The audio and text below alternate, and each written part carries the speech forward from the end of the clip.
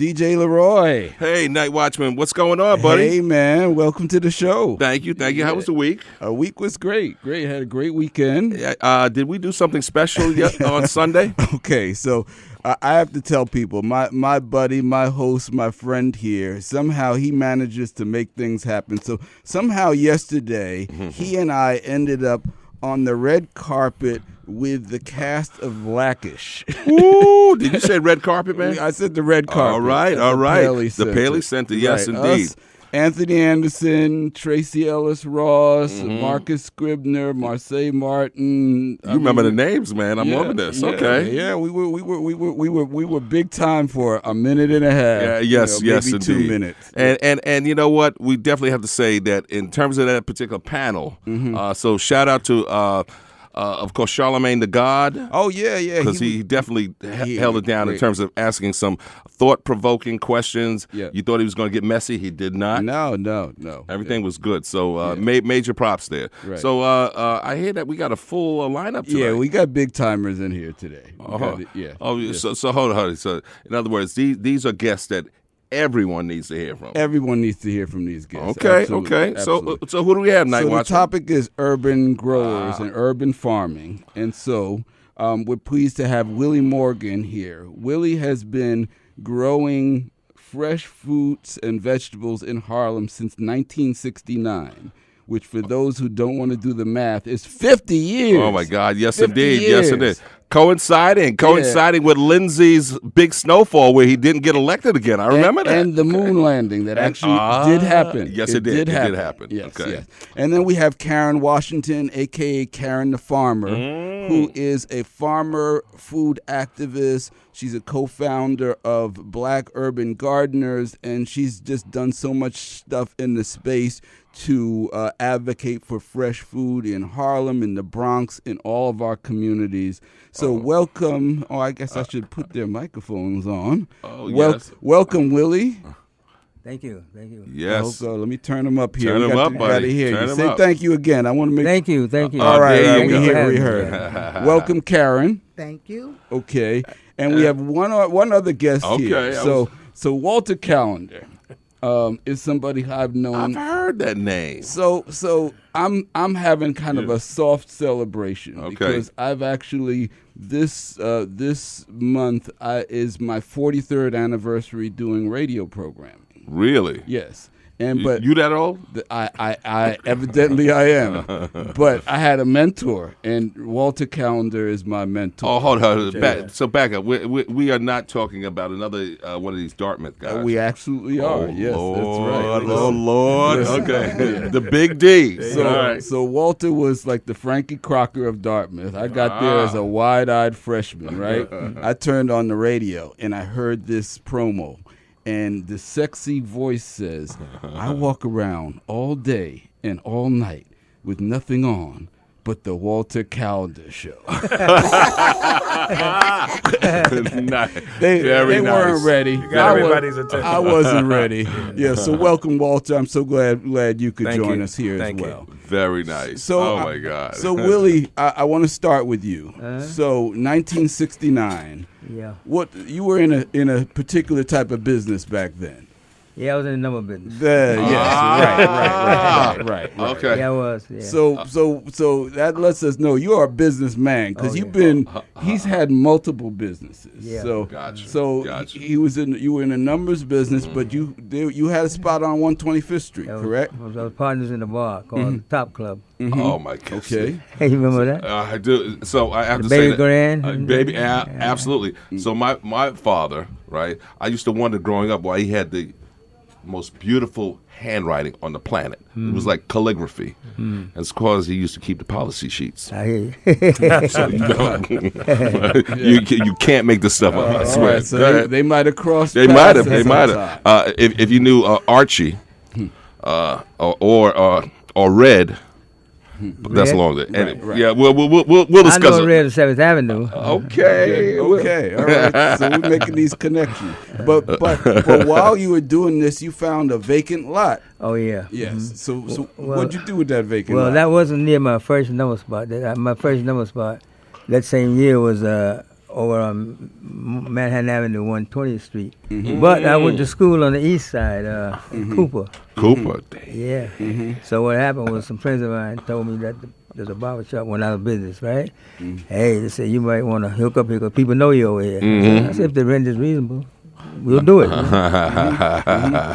I hooked up with it, and I got that same guy who called me, let him be in charge. We hired people, and we was very successful. And people have to say that was really one of the in that community hiring. They were really hiring. Yeah, because that was the time when you had the garment center. So our people had jobs. The garment center. Exactly. That hurt the black people. My mother was a seamstress down there, you know. Yeah. So what happened? They could play numbers. They had the money to do it. Right? That's right. But the good thing, how lucky I was.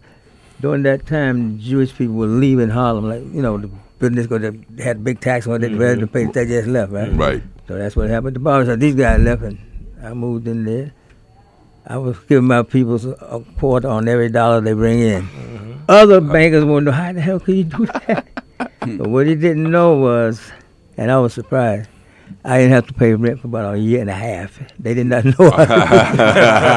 Yeah. But they didn't know. My workers didn't know. Yeah. Enterprise. Love it. But it came out.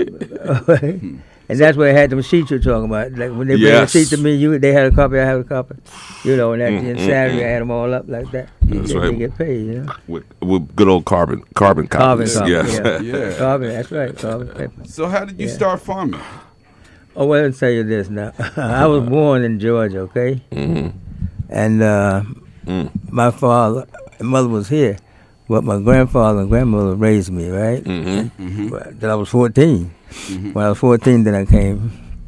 But my mother came to get me and brought me north.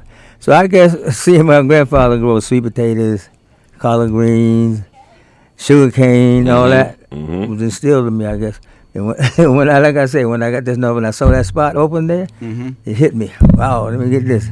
So I got the young kids in the block to help me set it up, and I think I paid like $150 for like 2 loads of real rich topsoil. And I went down to the where they had the horses at the stable. And they got the manure. Okay.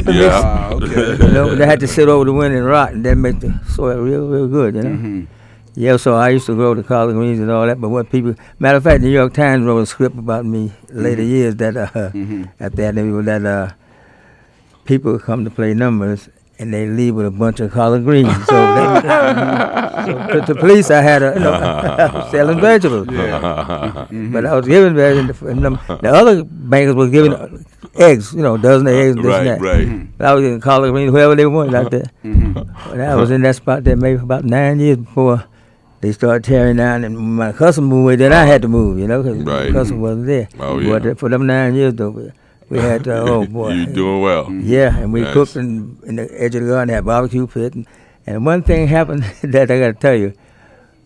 That time, New York, they didn't have no Sunday horse racing, and they had the blue laws and all that. So we had to get the number from Jersey on a Sunday. Wow. You see? Yeah, so if you had connections, but the guys didn't have connections, they had to come through me to get the service. You know what I mean? Yeah, so that's so I had the service man, he'd go everywhere, like take the guys. When they're not running in New York, he'd go wherever they're like that, and they announced it that this is where we were working from, because 357, the numbers, you come from the races. Rob, you aware of that? That's right. Yeah, you got to run 3 races to get the first number. And you know combinations too? Yeah, see? Karen, see? Not winning combination. Yeah. Well, then after that, I had some guys, 2 young fellas that went to, where were they going there? It was fashion. They was on the fashion. And they were, what happened? They were making garments for me at home, And then later in 1974, it was. I said to them, hey, I hit the number. I made some money. So I said, I got some extra money. Let's put it to work. Let's get a boutique, And they said, oh, man, we don't have the money to do that, man. That's a lot of money. I said, yep, you don't need the money. You just come on, be willing to work and be willing to work overtime. I used to let them work 9, 10 at night. Making stuff for my kids. My kids had little leather suits. My daughter, she had all. Oh, shoot. Okay. Yeah. But what happened was the things that they were making for me, I was wearing, and the guys wanted them. So I said, okay, guys, we got to do a fashion show. So we had a big fashion show, and I had like all the Nicky Barnes boys, all the guys they coming in there in a leather suit. Matter of fact, you walk in my place Right. that I have now, right? Yeah, You see, see a those picture of me pictures. up there. Really? Yeah. Yeah. Wow. So during the days that, like I said, were good days. The government said it was money. You could do all different things. See, so then after that, I went to an after-hours spot with some guys. You know, I had Paul where they were legal. We had after-hours on the east side. So people leave the bar, boom, they go right to the after-hours spot, you know. I know he knows these folks. I know. But yeah. Yeah, but those are good days, though, you know. Yes, indeed. Yeah. So it's 2019. You were growing back then. You grow. It seems like you're growing more than ever right now. Well, you know, when you get in your blood, I guess, you know. So Don't you? tell us some of the vegetables and fruits that you're growing right now. in Harlem. Yeah. Yes. Okay, I have a long list, though, right? I know. Yeah. Special list. Yeah, like collard greens. Well, let me tell you this. Now, the first thing is this. In March, spring, right? The last week of March, I plant turnip and mustard greens, the whole garden. Turnip and mustard greens. Last year it was 33 degrees when I planted. People, man, nothing gonna come up in that cold like that. I said, man, I've been doing this. What you telling me? I said, I got a special place. I get special seeds. And this man can tell you, I said, 45 days, this vegetable will be ready to eat. Right. He didn't believe it. No, he didn't believe it. Still too cold. He didn't believe it. But it happened. And it came up. Yeah. Wow. So the whole garden was planted in turnip and mustard greens. And then in the middle of May, I sold it all off. You helped me, right? So then I put the tomatoes, okra, and I grow red okra, green okra. Callaloo is a big thing this year. Callaloo, yeah. Oh, that was a big thing for me, right? Love it, callaloo. Yeah. And I also grew something that you can't even buy in the stores. I grew butter beans, butter beans. Butter beans, man. Yeah. And I have all kind of herbs, right? Well, you had some, right? Yeah, well, you have like 6 or 7 different types of mint. Yeah, right. And stevia, the sweetener, the sugar. Sweet, I grow that. Yeah, and I grow purple basil. Yeah. Lemon basil is her favorite, right? Yeah, yep. All those different ones. And I never even knew, I heard of stevia. That's right. I thought it was some unnatural stuff, right? Yeah, I didn't really trust it because it's like, now we got this stevia thing. Yeah. But then he's showing me real live stevia leaves. But they have it in the stores, you know. Right. Exactly. But they mix it with something. But I grow the plant and stuff like that, right? Wow. The three special things he grows, those Alberta peaches, Georgia, Yeah, well, that's what I'm from, Cotton. and peanuts. Yeah. Okay. You know the Harriet Tubman statue? Well, the Parks Department just gave me the right away to grow. Really? Yeah. Yes. Right. So all around the Harriet Tubman statue, growing peanuts and cotton. Wow. And before we leave, you got to give them the video. You know Oh, yeah, please, absolutely. please. Yes. All you got to do is like, and the people listening, all you have to do is go Google Fox 5, Willie Morgan. That's all. Wow. You pass the commercials, you got it, right? Yeah. You got a relationship with the Parks Department, with Mitchell Silva and his But I got crew? the Parks Department with quite a few of them. But what happened is we had a problem with the rats, right? So I kept, because people come in in the evening, they eat the lunch, you know. So they said, man, can you do that? I said, yeah. So I called the Parks Department up, and I met with several that I told them about. So I got the top man down there, Paul DeMoore. This is my man. So he, Paul DeMoore, he's the man. So he sent his number 2 man up, and they the whole dry ice. You ever heard of dry ice? Yeah. That's the new thing. That gets rid of rats? That's the new thing, yeah. Wow. So I went to the source, give it to me to put it in there. And when I go out and I see a rat or two, say 2 weeks later, tell them they come back, shoot it up all over again. So literally we'll just drop it in the holes and stuff? Yeah, bore the holes and put it in there. The little mouse, the babies, burn everything. Burn everything. Yeah. Yeah. Nice. A lot of people don't know about it. No. And one buddy of mine who owned the buildings over there, I told him about, he said, what, I've been playing these Stominators all this money. He said, man, he said, I'm glad you put my coat. I said, yep. I said, well, a lot of my customers sit right across the street. My garden actually is across the street from Harriet Tubman. Okay. Now, when they, about the cotton thing, when they first came there to put the statue, I met the lady who was in charge, and I was telling her about, that's my garden, and she got to come see my cotton. She said, what cotton? I was going cotton in the garden. At that time, like a row of cotton, like for the kids. I have all kind of kids coming, members of the faculty come. They come and say, "Well, can I bring my kids?" I said, "Yeah, make call and make appointment. You can bring, Nice. And I said, you come over and look at it. She said, wow, look at the car. She said, you got to help take care of her. I said, I'm going to decorate her. She didn't know what I was talking about. But anyway, when I get in touch with Paul DeMoore, I knew his boss first. Then he retired. He's from, where was he from? I think he's from Korea. One of those foreign. He's foreign. Yeah. So he's a good man. When I have peaches ready in August 15th, which he knows, he always come up and get the peaches. So this so new that's man, the date. That's when I should look. Yeah. Okay. Yeah. Gotcha. So the new Paul DeMoore, the new man in charge, knew about me through him. So I just called him and whatever you want, call me, let me know. We hook it up. And I say they hit them rats and knocked them right out. And I plant peanuts and cotton right around the statue, and you'll see it in the video. Okay. Seeing is believing. I'm gonna tell you, but you'll see. Okay. What to tell you, I like to tell you something, but show you the proof as we go. Because I take them in there. So the bottom line, Walter, you say that George Washington Carver got nothing on him. No. It's amazing too because he'll quiz people coming by the statue, asking, "How do you think peanuts grow?" And even yours truly, who is a grower, was ignorant about that because I thought it was in a bush. And I'm looking week after week for the peanuts. In that bush. And then the yellow flower blooms. And then they're ready. And you have to dig down and you pull them up. And it's like right below the surface. Below the surface. And the rats are running around, don't even know it. They don't even know it. Fool them again. Yeah. So this is your second location, right? You had another location before. No, I had several. Do you remember when Juliana had people moving around and he was snatching property? Yeah. What happened was I had about 4 places before this one. Now, the place before this was 118th Street. I was there, and I had other guys there before me, and the guy invited me to come, and I had a smaller place. 118th and what? 8th Avenue there. Okay. Right there where the Best Jets market. Yeah, right there. That whole area. Remember they had gone that whole area. It was all abandoned. I told you that? That's right. As a matter of fact, the city owned more than 60 to 65% of the land and buildings there. That's right. Yeah, so what happened was I had a spot, and next to me, the guy's next to me, he was an older guy, and he got 6. He said, Willie, I want you to take my spot, And I know I can come get some baby. I said, So after about 2 years there, I wind up having the biggest part of the garden, So what happened is Green Thumb came about. Oh, yeah, that's right, the Green Thumb. And the guys I had, they didn't know anything about that. I said, man, you guys, when I went there first, you guys ain't never get no free soil? Oh, man, they're going to take this place next year. They're going to rebuild. I said, how you know? Well, they tell us we only got another year here. I said, well, let's use it soil for 1 year then, right? So they didn't want to have one guy here. He was kind of scared. Like, I don't want to go. I said, look, man, come with me. Take your newspaper. That's what happened when we have meetings. He was head of the newspaper while we talked.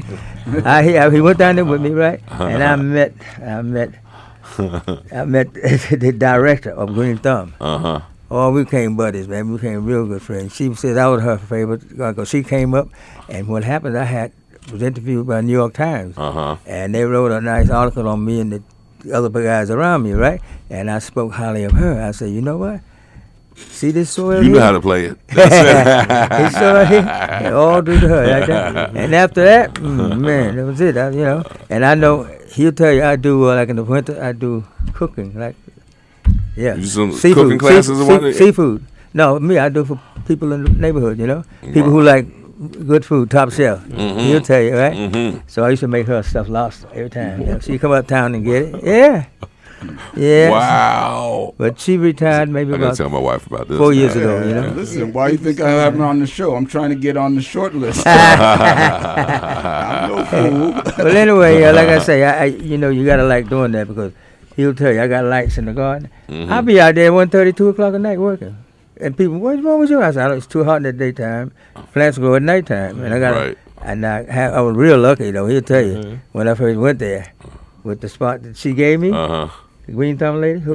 So when I first went there, everybody said, man, they don't let you stay here. Here's my son, Aaron. Great. They said, they ain't gonna let you stay here. I said, what do you mean? They said, no, man, look up here in the middle around you like that. So. So, Karen, You haven't been growing quite as long as Willie, but you've been in the game for a minute yourself, right? Yeah, for a minute. First of all, just to sit down and just listen to his stories, it's just, it gave me a lot of chills. And, because sometimes we forget our elders who really started this community garden and urban agriculture movement. And so for me, I just love sometimes just to sit down and just listen to the impact that they've done and to recognize what they've done in not only New York City, but cities throughout the country. And sometimes, like I said, we forget. So I really appreciate being here and listening to what he has done. And hopefully I can, compare in terms of longevity, in terms of what I've been doing. So I've been doing this for over 30 years. So technically, I had no farming background. My parents weren't farmers. My grandparents weren't farmers. No one was farmers. I was a physical therapist. I grew up in New York City. I grew up in a project, Jacob Reese Project, 10th Street and Avenue D. Shout out. And so the only thing I can imagine being close to food is that my mom was a good cook, had 3 meals a day. My father was a produce manager, one of the first African Americans to be a produce manager at Met Food. Met food. I know. So I had, like I said, no farming background until I moved to the Bronx. The Boogie Down. Right, back in 1985, and I had a big backyard. So I decided 3 things. I had 3 options. Either I could cement it, I could put a lawn on it, or I'm going to grow some food. So I decided I'm going to grow some food. So 4 things that I said I wanted to grow. First with collard greens. Got to grow some collards. You know what I'm saying? Part of my culture and history. Eggplant because it sounded funky. Eggplant. Peppers because I love peppers. Then a tomato because I hated tomato. So what got me hooked on, first of all, the fact that this tomato grew on a vine, because my relationship to food was in a store. So when it grew on a vine, I was surprised. When it was red, I was surprised. And when I bit into it, it changed my world. The essence of sunshine and juiciness. And as a result, I want to grow everything from pineapples to oranges to mangoes. Quickly knew I couldn't do that. But I never lost the passion.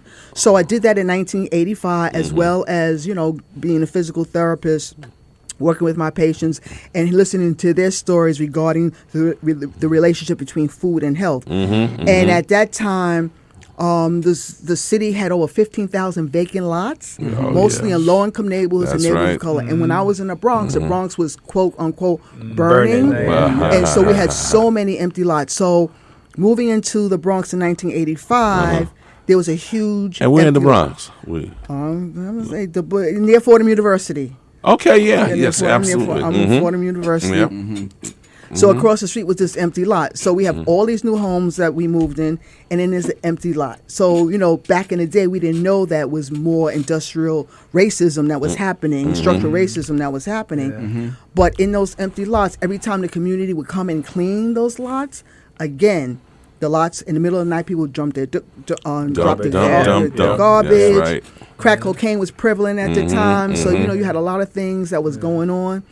But when they say the word community gardens, that's what it means, because it took a community of people to come in and turn something that was ugly, devastating, to something that was beautiful, and it brought hope. And at that time, a lot of people were leaving. A lot of people were leaving Harlem, Brooklyn, the Bronx. Flight. They call it white flight. But the people that remained there were the ones that were the pioneers, because they had no resources. They got together and they turned those empty lots into community gardens.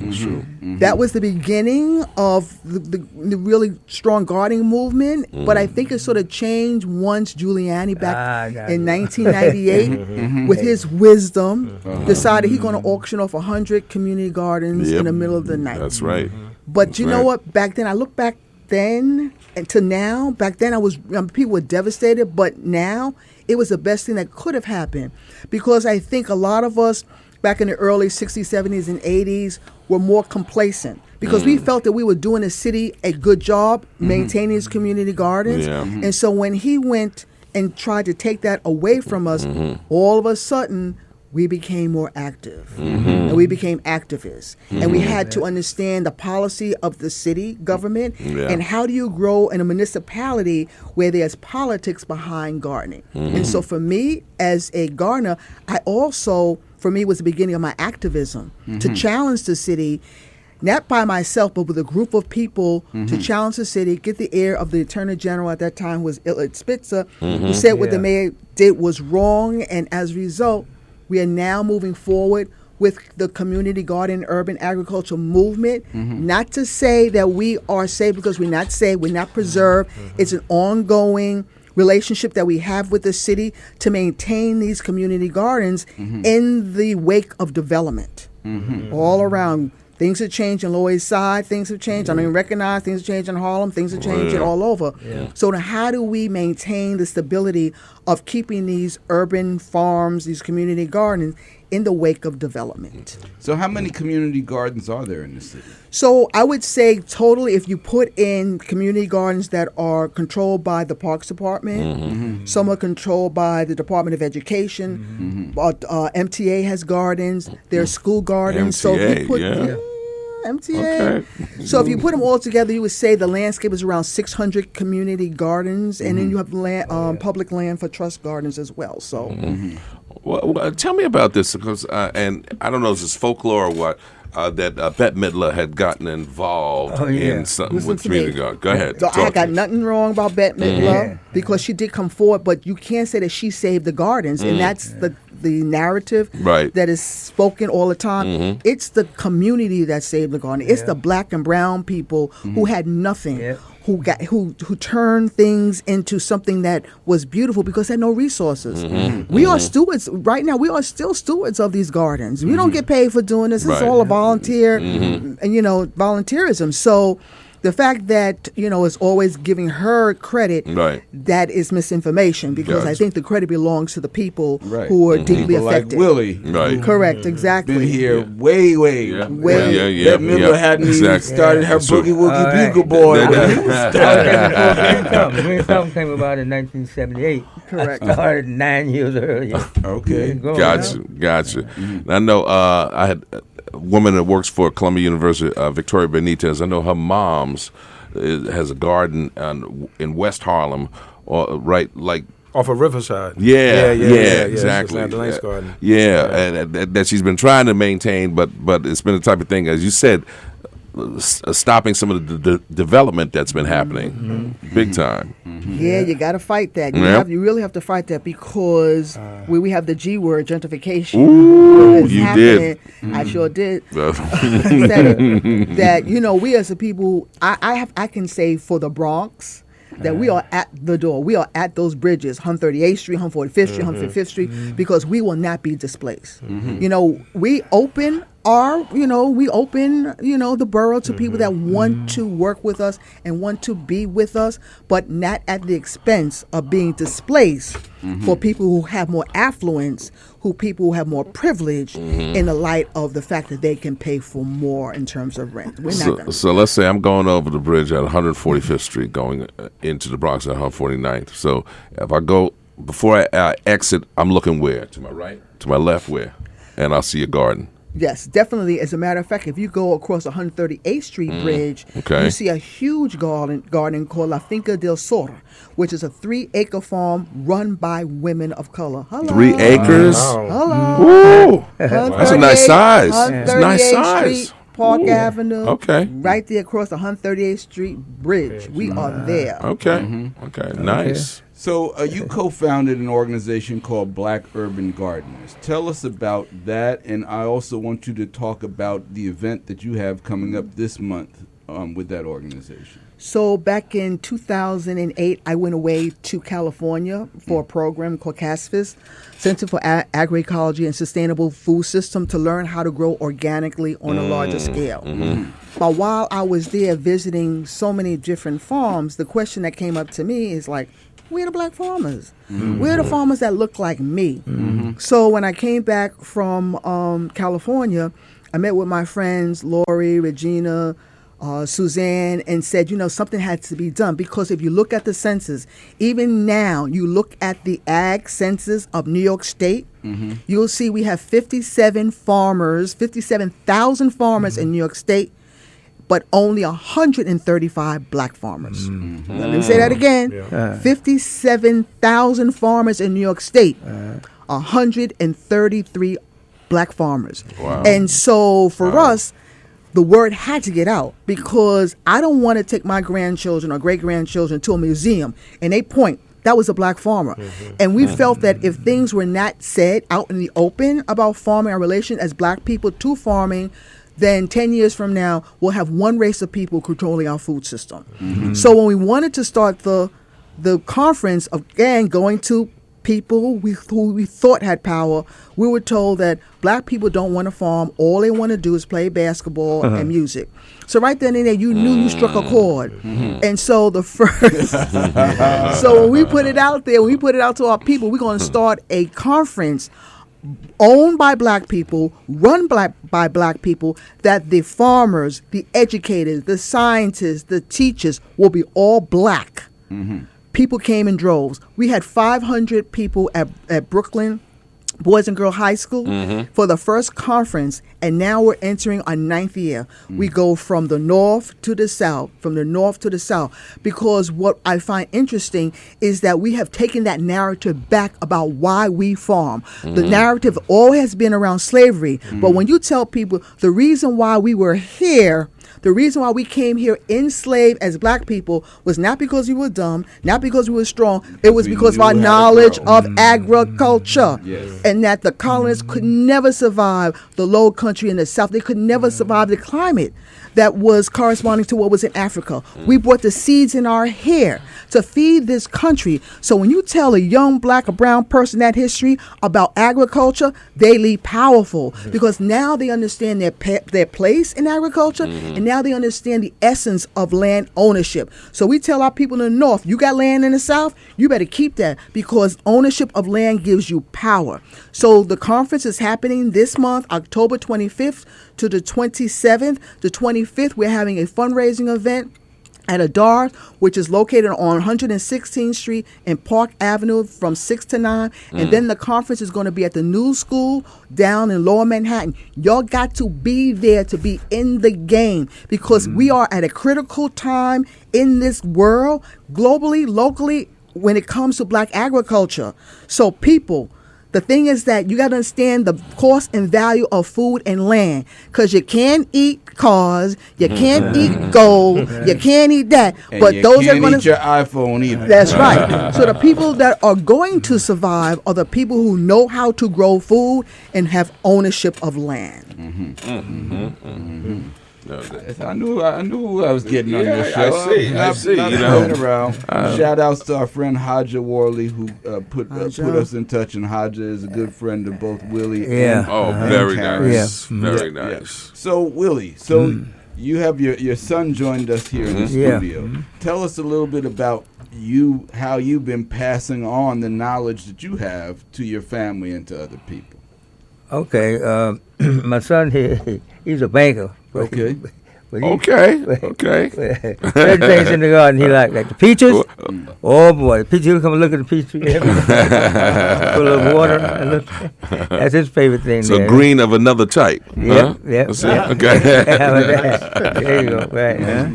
But my daughter, she's in Texas, but when she comes, she always we throw about 5 parties during the summer, right? My birthday, his birthday, and other gardens. Friends of mine birthdays there, and like I told you before, I work at night a lot of times. I have the lights, in the daytime it's too hot. So sometimes I had little kids, got little garden kids. He came and he showed Walter around. This is my garden. This is my garden over here, and it's like 8 or 9 o'clock at night, So I said, okay, you got to go now. And I stay sometimes at 10:30, but you gotta like doing that, because I've had several young guys come and says, okay, you want to learn, and I said, okay, you become a member. I said, take you half a year to learn everything. I said, well, every day there's something different to do with the garden, right? He was still a week or two ago right away chasing the girl. He's gone, Yeah, so I was saying maybe I might have to get a couple of girls in there that'll draw the boys. It definitely worked when we were younger. That's for sure. Yeah. But So Willie, let's hear a couple words from your son. Yeah, because I'm curious in knowing in terms of the whole banking thing, whether or not you guys as bankers see profitability in farming. You know. Maybe tell you something. Well, thank you for the platform for us to speak about things that we truly care about. And just as a little bit of a plug for you guys, I was listening to this show driving down the Grand Concourse. Oh, great. I like it. We're having him back. Okay, absolutely. No, but truly, the topics that you talk about is truly important, and you guys really are the voice of Harlem. What I can say from my personal experiences, and I'll talk to the banking in a moment, but personally, I've always been around my dad, and whether it's gardening, whether it's his clothing business on 125th Street, I always had a role. You know, Nice. Certainly as a kid, my primary role was vacuuming the shop. That was it. Right. Front, back. Right. It wasn't even one of the better vacuums. And wasn't even getting minimum wage. So I was always involved in one aspect or the other. In terms of gardening, been a part of that since his garden from 118th Street when he moved on to 8th Avenue, and certainly when where he currently is. Has his garden, but became more and more present about 15 years ago when he had his old garden on 8th Avenue. And it was me visiting him, seeing how he's doing. It was more of a dad-son relationship. So my focus really wasn't on the garden itself because it was a huge piece of property. As time went on, certainly fast forward to probably about 6 years ago, and I began, and this kind of coincides with the whole gentrification process, but I began to see that Harlem was turning, paler and paler. And one of the things that was clearly obvious to me was how popular his garden had become. You can stand in his garden and literally, over a span of 10 minutes, he can have about 11 visitors, stopping at the gate. Wow. Just gazing. Wow. Some of the bolder ones will come inside and ask questions. But of those 10, 11 folks, 9 of them were white. And it became obvious to me that, this was an attraction. Absolutely, And it doesn't take a rocket scientist to take that fact, extrapolate it to where they would probably want to take it. And that is, boom, repossess that property some way, somehow. Suddenly, he's a sharecropper again. There we go. Got it. There we go. And I'm not sure if you spoke about the fact that his granddad was a sharecropper. Okay. Yeah. Wow. Okay. Wow. So, we're not going to go full circle. Right. That's what I'm saying to myself. So I began to get more and more involved with the garden just from an administration standpoint.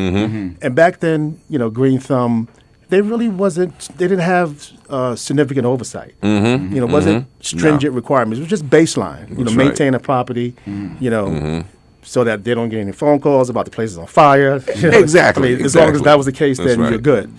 However, about 3 years ago, I noticed that there was an effort from the city to formalize the process. And now all of a sudden, you have folks who were gardening for decades who never really needed someone with a background to create documents, to respond to correspondence, to be a part of a formal process that can require, some area of the law, some area of banking, and So the filtering out process begins.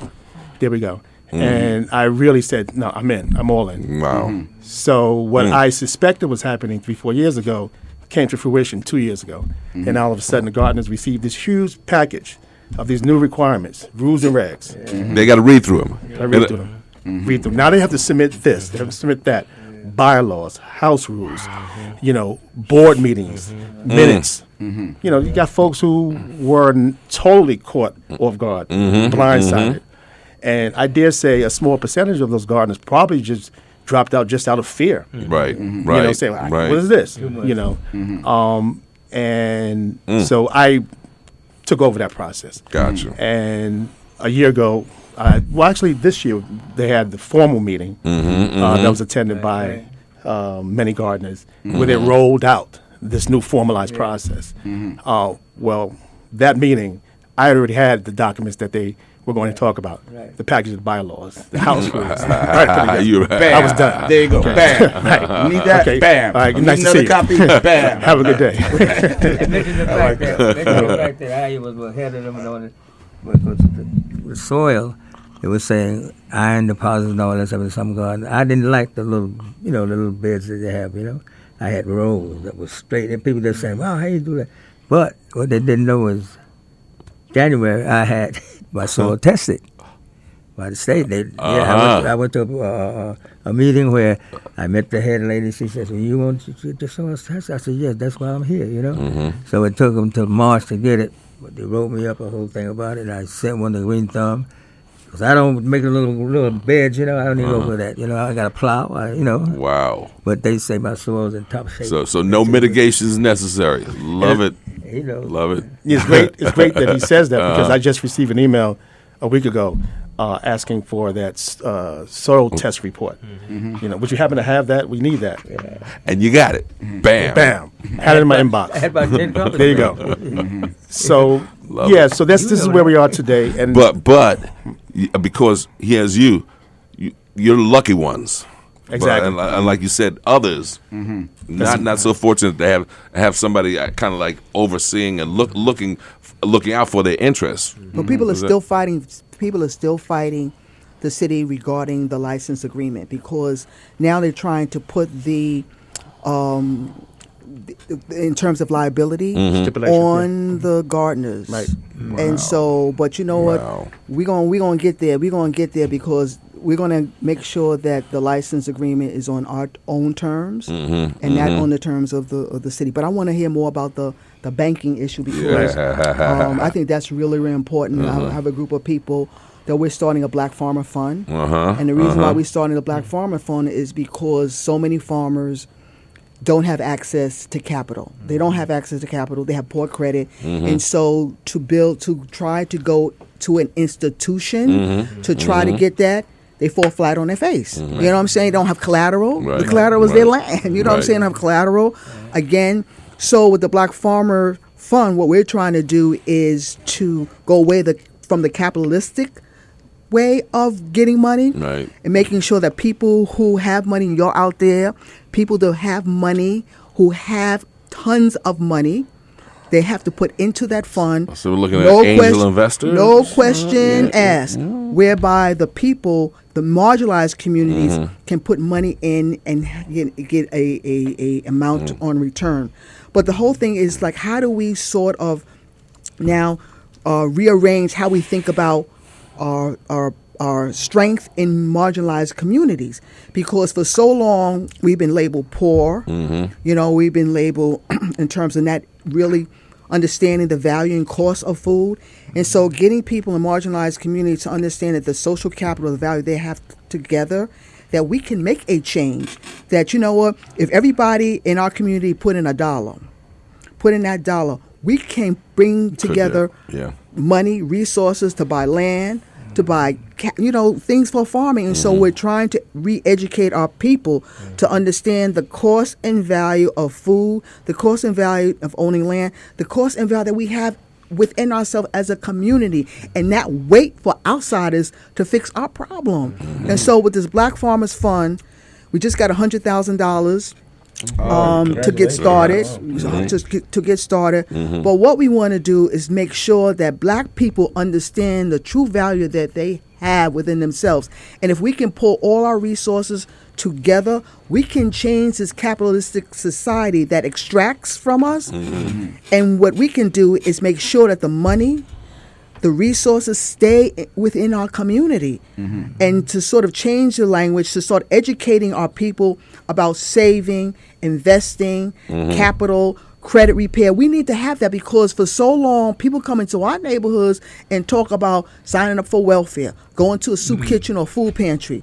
We never talk about financial viability, saving, equity. Those are terms that are not spoken in our community. And so now the time is now for us to take back that narrative around farming, around growing food, but also look at what we have in terms of social capital and economic development. Because in order to change the poverty and hunger within our neighborhood, it has to be through economic development. I don't want no one coming to my community saying we got to sign you up for some food stamps and some and some soup kitchens. Come into my neighborhood with capital. Come in my neighborhood with entrepreneurship training, so that people in my neighborhood can own businesses. They need to own businesses because we can do the cafes. We know how to do. We know how to grow food. We know how to be chefs. We know how to do that instead of outsiders coming in and displacing us. Come into my neighborhood with financial education, viability, entrepreneurship, business ownership. Then you can deem people who are once powerless can now become powerful. So Walter, can you speak a little bit to some of these topics? You've got a little bit of experience in the subject when it comes to capital development and entrepreneurship innovation. Yeah, I've always operated from a very interesting saying that says, one of the greatest pleasures in life is doing the things that people say that you cannot do. And so too much to the points that both Willie and Karen had been talking about, it's particularly acute within the whole agribusiness in terms of the farming scenario. And her numbers are spot on. The bigger numbers are that you've got almost 4 million farmers in the country, but only 45,000 of them are black. What I think is so interesting about in terms of finding these wonderful opportunities to invest in is to not only do it from the social value perspective, but also from I wouldn't say a greedy capitalist perspective, but certainly a knowledgeable capitalist perspective. And we've got to find a way. I think that farming right now is at an interesting point where science and technology can play a huge role in terms of people growing. And we as people need to be educated about the science and technology and the new tools and systems that are also being implemented. Hydroponics. There's a young Latina sister that we met in Puerto Rico that after the last storm had cobbled together a way to grow everything vertically, through a hydroponic system. What you doing? Storage containers or something? The storage containers is one, people using warehouses and things like that.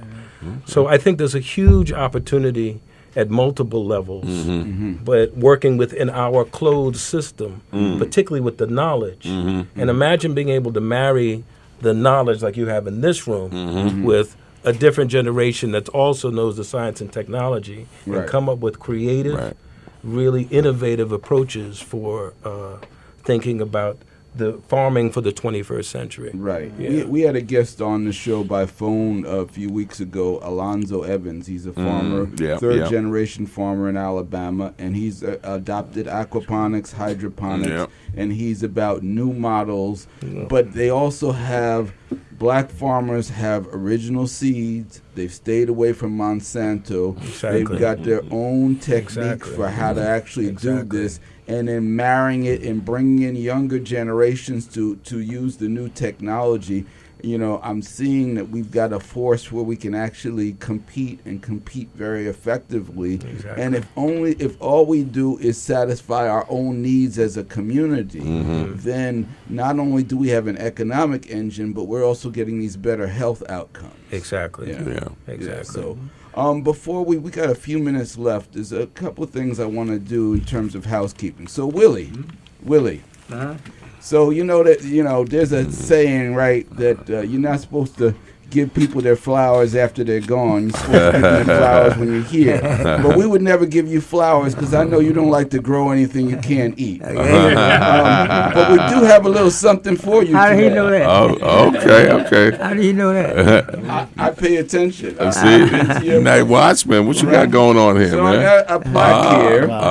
And this plaque says Soul Lounge Primetime in Harlem, ready for better food and water. And this is to commemorate Willie Morgan for 50 years and counting, growing and farming fresh fruits and vegetables in Harlem, October 14, 2019. All right. Just something with commemoration. Of course, we got to do something because Fox News never gave you no. New York Times. Watchman.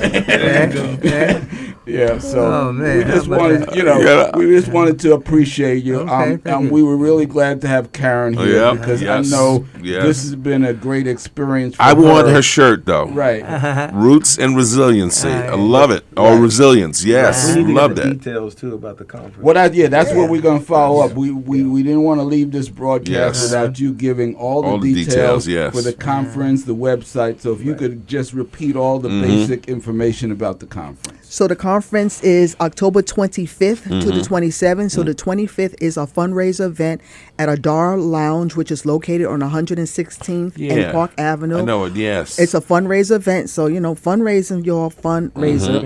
It's from 6 to 9, and then that morning we're having farm tours. And so if you go on our website, blackurbangrowers.org, and or you go on our Facebook page and look at Black Urban Farmers and Gardeners, then you'll get a list of events. So Friday morning we have tours in Harlem, which Hodge is doing, along with Tony Hillary, tours in the Bronx, tours in Brooklyn, and tours up along the Hudson Valley. The tours are $10, y'all, so $10. Okay. Then on Saturday and Sunday is the brunt of the conference, which is going to be at the New School, which is down, I think, on 12th Street in Lower Manhattan. Again, the cost is reasonable. Okay.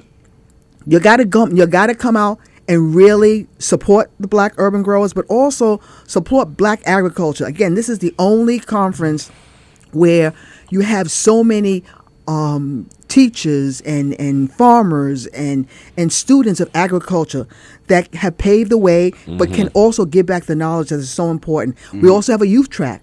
So, there's so many young people that want to farm. 20 years ago, if someone said to me, what do you think about youth going into farming? I would say not a chance, because the narrative has always been around slavery. Now these young people, they understand the technology, they understand the nuance of education, of economics. They know now to hold on to that land they got in that South, in the Caribbean, in Puerto Rico, in Latin America. They understand that. And also I tell young people, now is the time for you to take out those Samsung Galaxies, those iPhones, and sit down and talk to your grandparents about that history. Because if you don't, 10 years from now, people will tell you your family never farmed. And so now is the opportunity to sit down and videotape your grandparents, your uncles that were farmers, so that you have their perspective that can go down from generation to generation. And shout out, you mentioned Tony Hillary of Harlem Grown. Harlem Grown. Tony Hillary, Shout out, right? that's Very right. nice. Hodge Wall, Holly, and Cindy Worley. Cindy, Yeah. Nice. So people are doing it. Our kids are learning. I've been blessed to see in Harlem Grown these young people who are doing beekeeping. So they're doing honey. They're doing hydroponics. They're doing aquaponics at Minisink. So Harlem is right now a hotbed of agricultural activity. I've been blessed to sample some of the delights from Willie's farm. Some of the delights, from the different types of mint and basil and okra. Ladies and gentlemen, as his co-host, I want you to know he does not share. Okay? Just so you know. I told you when and where you need to be. Bring me a bag, man. I'm sorry, my brother. You got to get your own. I should have bought you some chicken, some eggs for my chicken. Man. Next time. Next time, okay. Right. So she's up in the Bronx, man. Okay, then. VX, baby, VX. That's it. We're covering all bases. I wanted to hear, though, because you had started to touch on it in terms of, let's say, funds, banks. Right. Are they looking for, Right. let's say, a farm as an investment? Right. So, good question. So, that whole effort, you've got to marry all of the component parts to get to that end. And there's a lot prior to getting to that end. So, I look at it sort of like a four-legged stool. One end, you've got the whole effort where you have to be organized. You want to also, be able to have the process in a place where you educate, and through that education becomes awareness, and ultimately none of that will happen unless you have the appropriate level of outreach. Yeah. So with those four component parts, you're in a position now to go out and say, okay, where are those funding sources? Because it's not just banks that you can find capital. Right. I mean, Karen spoke to that, and I'm happy to hear about, Right. the Black Gardeners Fund. I was not aware of that. Farmers Fund. Right. And it's funny you just corrected me because I want to move away from saying community gardens to community farms. Right. Because my dad has a farm. Okay. Absolutely. The whole perception of it changes. Yeah. So Night Watchman, we may have to have him back to continue to, especially about as it relates to economics. Yeah. We do. Fast forward, find the sources. Banks actually do dedicate capital to community efforts. They won't go after you many times. You got to go after them. Got it. So you got to get there, but you got to be organized. When your number's called, you got to be ready. Right. So this has Excellent. been Soul Lounge Primetime. DJ LeRoy and the Night Watchman. Oh, yeah. With Willie Morgan and tell me your name again. Aaron Morgan. Aaron Morgan. All right. Nice. Walter nice. Callender, Karen Yes. Washington. Thank you all so much for joining us here. And Karen, I'm serious about that shirt. WHCR 90.3 FM. The voice of Harlem. Yes.